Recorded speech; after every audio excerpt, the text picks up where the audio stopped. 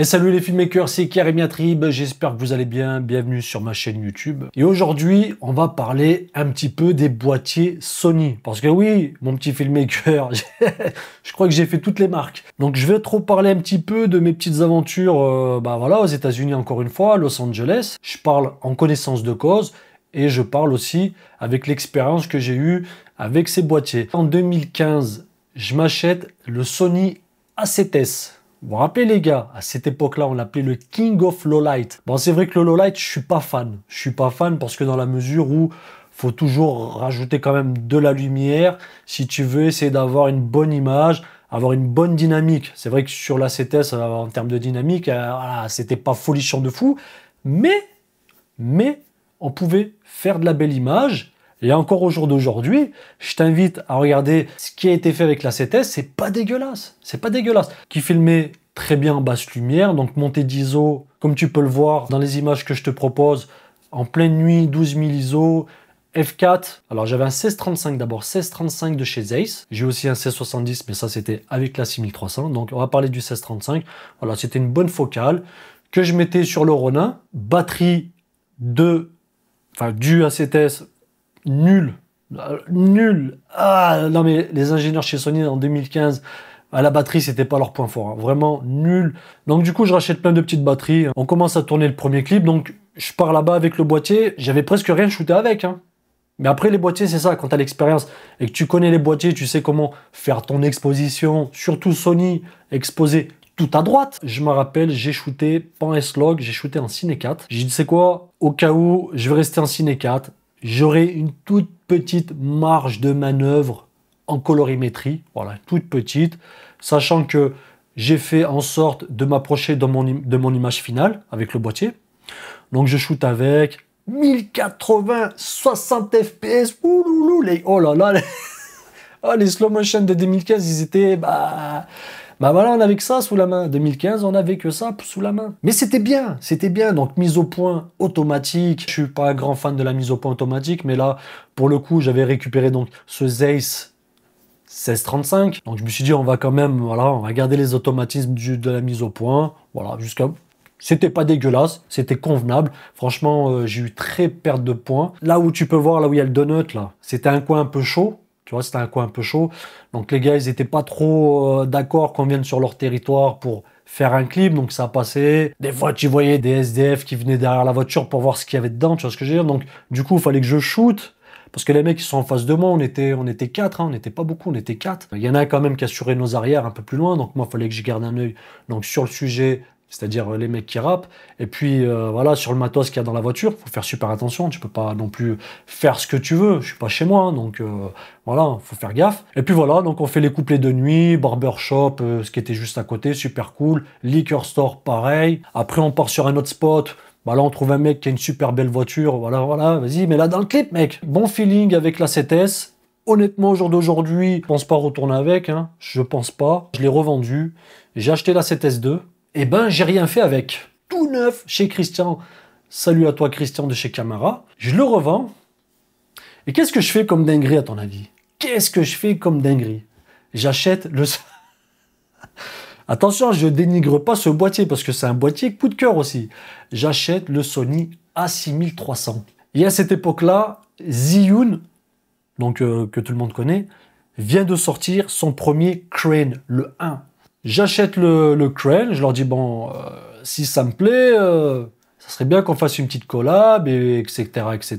Donc j'achète le Crane, je vais au salon de la photo, je vais essayer de mettre beaucoup d'images d'archives de ce que j'ai, hein, parce que j'en ai pas mal, que j'ai jamais partagé.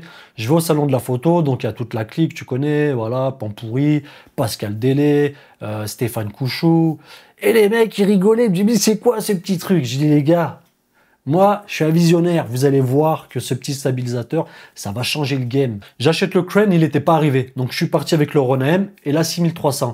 Donc là, pareil, je tourne un clip avec l'artiste qui s'appelle RBX. Donc, toujours mon collègue Recta et RBX. Donc, RBX, c'est le cousin de Snoop Dogg. Ah, les gars, je vous présente plus Snoop Dogg. Hein. Donc, c'est un mec qui était sur le label Death Row à l'époque. Et donc, voilà, on tourne un clip avec lui. Après voilà, c'est des mecs qui ont fait des choses il y a 20 ans, mais au jour d'aujourd'hui, voilà, ça reste c'est juste des anciens qui ont fait des trucs à l'époque, qui sont connu dans le game, tu vois. Et donc on tourne ce clip-là. À l'époque, on était dans même le spot sous le pont. C'était là où Snoop Dogg avait tourné une partie de son clip What's My Name. Pour ceux qui connaissent, les gars, voilà, je vous donne que des références. Je bricole avec la 6300, je fais mes images. Impeccable boîtier, mise au point automatique, 1670 de chez Zeiss. Nickel, S-Log 2, S-Log 3. Mais là, encore une fois, je reste toujours un S-Log 2. Le boîtier chauffe un peu, donc voilà, c'était le désavantage de la 6300. Il était petit, compact. Il pompait un peu de batterie, donc je mettais une fausse batterie avec une power bank. Ça fonctionnait très bien. Voilà, 35, 40 degrés. Je vois le boîtier commence à chauffer. Je dis, waouh, la dinguerie, il commence à chauffer. Moi, j'étais pas prêt pour ça. Je savais qu'il chauffait, mais pas à ce point, tu vois. Je le laisse un petit peu refroidir.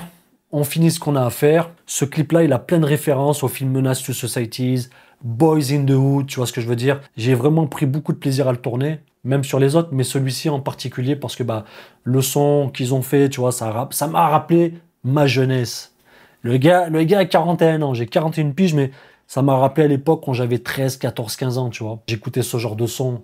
Il y avait pas mal de monde, on a tourné dans les rues de Compton, on a ramené du lowrider. Voilà, c'est des voitures qui sautent, pour ceux qui savent pas, c'est des voitures avec des vérins hydrauliques. Je rentre en France, je fais mes montages.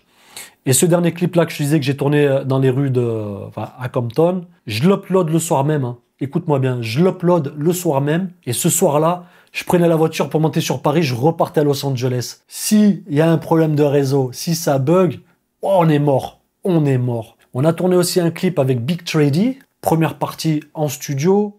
On a trouvé un petit studio du côté d'Hollywood. Après, on a tourné dans les rues à côté. Donc, on faisait toujours ça, tu vois. On tournait à côté. Je faisais tous mes playbacks. Comme ça, j'étais tranquille. Et après, je faisais que mes B-roll, que ce soit en slow motion ou non. Donc, les images d'insert. Et voilà comment je procédais généralement. S'il y a eu besoin de drone, soit je l'avais, ou soit il y a un mec qui venait, il nous mettait un coup de drone. De nuit, pareil, hein, la 6300, très très bon en basse lumière. Je lui en demandais pas trop. On est parti du côté de Washington. Et là, on avait un clip à tourner avec Cocaine. Pour ceux qui connaissent, c'est des anciens de la vie. Et Cocaine, pareil, il a fait un album avec Snoop Dogg. Enfin, il a fait un album où il était vraiment en grande partie sur tout ce qui est refrain. Donc, l'album, c'est The Last Meal, pour ceux qui connaissent. Voilà. De toute façon, je mets les photos, j'ai les preuves. Voilà, Cocaine, on va là-bas, on tourne un clip avec lui. Changement de climat. Tu passes de 35 degrés à 5 degrés. Le lendemain, on part sur les lieux du tournage. Donc, c'est en studio. On part en studio. Et donc, on était parti juste pour que le gars puisse faire un refrain. Hein. Un refrain, hein. Et après, à la fin, il me dit, ouais, ça serait bien que tu me tournes un clip pour moi-même, tu vois. J'ai dit, oh, ok, bah écoute, moi je suis chaud. Donc là, bah, je lui tourne son clip, il me ramène dans les décors. Je me rappelle, je suis parti avec pas grand-chose, hein, des petites slides, des petits trucs. Ouais, j'ai bricolé un petit peu ce que je pouvais, tu vois. Et puis au final, on a trouvé une petite ambiance, tu verras, truc de soudure, je sais pas ce qu'il m'a ramené des trucs comme ça. Je dis, bah vas-y, on va le faire, de toute façon, on est là, tu vois. Comme je te disais, j'ai grandi dans ce son West Coast, tu vois, donc pour moi, c'était vraiment un réel plaisir de me dire, bah voilà, j'arrive à clipper des mecs que j'écoutais il y a 20 ans, tu vois ce que je veux dire? Tu dis, bah, ça tue, tu vois, c'est mortel. On rentre à Los Angeles, pareil, je retourne encore un clip pour un des fils de Eazy, il me dit, ouais, avec mon groupe, j'arrive chez eux, et là, c'était que du lowlight, jardin, pas de lumière, il n'y avait rien. 1670 F4, F4 mec, avec des petites minettes, on a réussi à se dépatouiller, j'ai fait quelque chose de correct. Puis après on est parti au Mexique et on a shooté aussi un ancien qui s'appelle Tucker de Brownside. Bah, il est mort, il est décédé il y a à peu près 3 ans, il s'est fait tirer dessus. On arrive à Tijuana, on passe la frontière. Et là, il nous donne une adresse, on arrive dans le hood du Mexique.